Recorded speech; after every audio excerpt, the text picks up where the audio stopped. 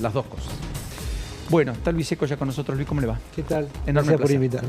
¿Hay programa económico integral o hay un programa financiero muy sólido con un ancla fiscal muy sólida? Yo creo que hay una voluntad del gobierno por hacer un cambio de régimen integral. Obviamente la estabilización macro es lo que se ve más rápido, lo que se pudo hacer en parte también por las facultades delegadas que tuvo Milei hasta hace poco. Yo creo que el gobierno tiene un buen diagnóstico, un buen diseño de programa, una relativamente buena ejecución y una mala comunicación, que son los ingredientes de cualquier programa. Después viene la revisión y monitoreo. ¿Usted se foco en que tiene una mala comunicación cuando muchos dicen que lo mejor del gobierno es una buena narrativa y con cierta épica? Yo creo que la narrativa y épica es muy buena desde el punto de vista electoral. Ahora se va a poner a prueba nuevamente. Pero desde el punto de vista comunicativo, en términos de política económica, yo no sé si realmente es eficaz.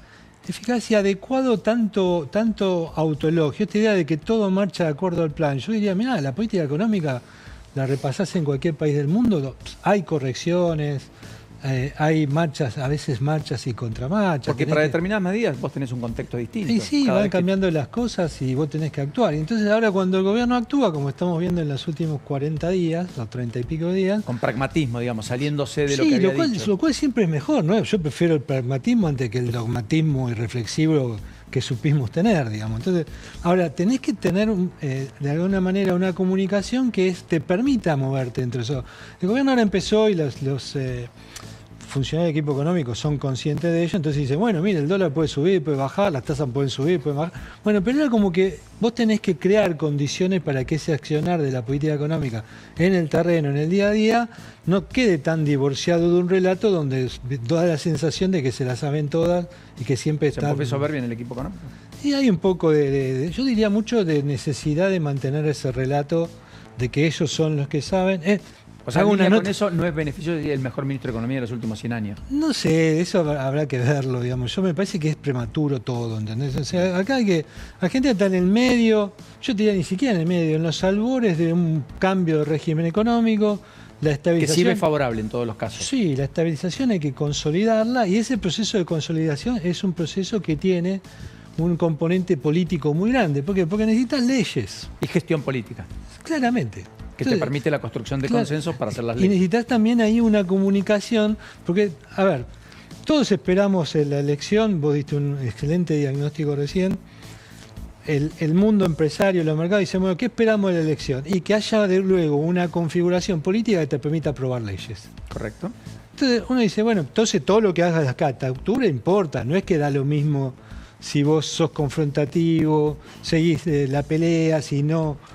creas condiciones para la búsqueda de consensos a posteriori. Entonces me parece que ahí es donde hay un divorcio, que cuando lo traes para acá, o sea, traes después de octubre para acá, generás también más volatilidad, más incertidumbre. Esto es una carrera, digamos, miedo contra codicia en términos de tasa de interés y dólar. ¿Dólar a 1.400, dólar pánico? No sé si es dólar pánico. Yo creo que, a mí me parece que, ¿sabes lo que pasó, Paulino? Creo que lo que vivimos estos días anticipó un poco lo que iba a pasar en septiembre y octubre. O sea, el mercado anticipó. Yo diría que sí, un manejo. Sí, tal vez un manejo un poquito desprolijo de la liquidez del sistema. El retiro de las LEFI. El retiro de las LEFI, cómo se procedió pre-LEFI en materia de tasa de interés también. Entonces, digo, ahora hay que acomodar un poco las variables. Yo creo que era inexorable que el dólar fuese hacia el techo de la banda en el proceso preelectoral. Y habría que ver ahí, digamos, ya te digo, cómo reconcilia el gobierno los hechos con sus dichos y cómo prepara el terreno para que finalmente tengamos la ley. Sin más lejos, hay una ley que se va a haber que discutir pronto, que es el presupuesto, ¿no? Ni más ni menos, por primera vez en la gestión Milei, porque hace 2 años que gobierno nunca exactamente. Entonces digo, hay cosas que son elementales que, viste, que no se pueden meter abajo del escritorio y decir no pasa nada. Entonces, obviamente nadie espera que el presupuesto lo apruebe este Parlamento, lo va a aprobar el nuevo Parlamento. Yo te escuchaba recién hablando de candidatos economistas. Hay ejemplos de economistas diputados muy buenos, ¿no? Que hicieron una gran tarea.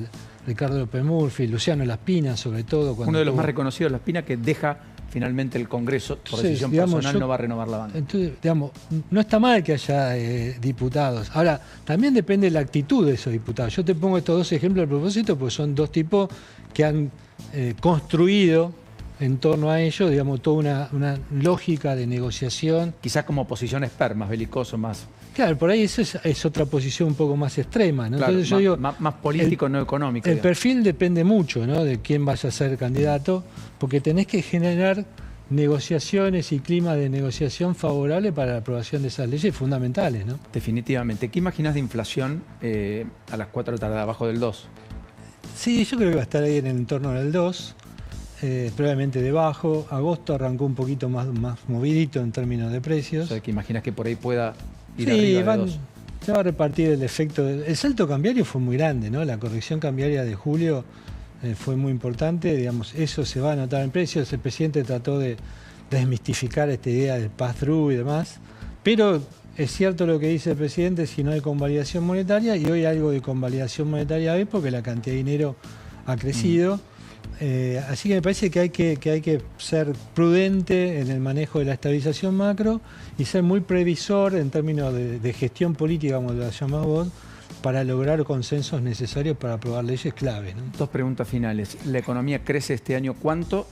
Y finalmente, si entendés que el empleo es algo que hay que mirar más finito. Mira, la economía se estancó, ¿no? Yo diría, si vos mirás los números con... La economía se estancó, primera definición. Sí, yo diría que está básicamente los máximos niveles de actividad los tuviste al fin del primer trimestre del año, después hay muchos serruchos. Fue una B corta que ahora se volvió raíz cuadrada, ¿no? Se estabilizó en la punta. O sea, B. Y sí, y se acható.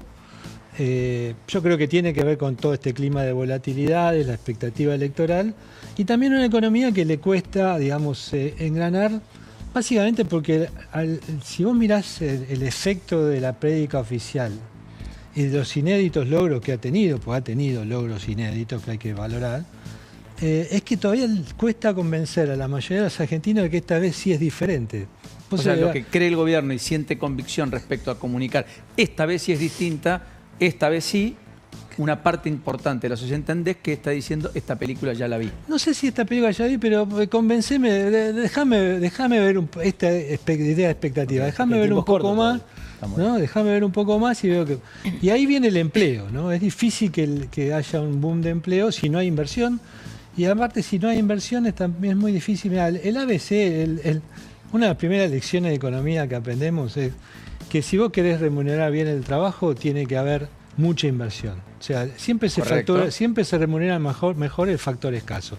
Si a vos te sobra capital, el capital va a tener menos remuneración y mayor remuneración del trabajo. Tenés que darle fierros a tus laboradores.